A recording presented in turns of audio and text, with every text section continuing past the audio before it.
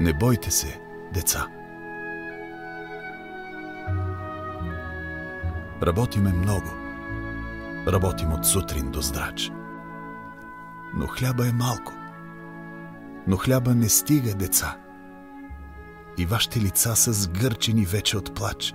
И вашите очи са сухи и неми, такива големи, мъчително тъжни очи. И в тях е стаен ужас свиреп. Хлеб, хлеб, хлеб. Послушайте, малки.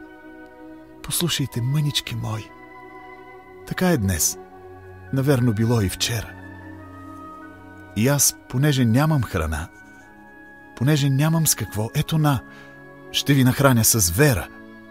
Ще дойдат години и ние ще ги стегнем тогава. На дните водите ще впрегнем в бетонен ръкав. Не ще ги изпуснем, нали?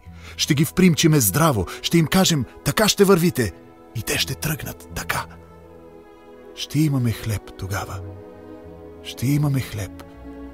И радост в очите ще имате, мънички мои. Имам ли аз? То значи да има за теб. Имаш ли ти? То значи да има безброя. И толкова хубав ще бъде тогава живота. И днешната плесен ще бъде безкрайно далеко. Ще пееме всички. Ще пеем, когато работим, но радостни песни, които ще славят човека. И ако случайно и аз остарея, тогава ще гледам от своя прозорец далечния път. Ще гледам как вие се връщате бодри и здрави и тихо ще шепна: о, колко е хубав светът! Така и ще бъде. А днеска оскъден е хляба. На вашите майки гърдите са сухи сега.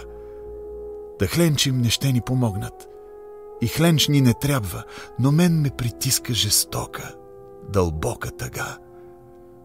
За вашето сега е горест стаена в мен.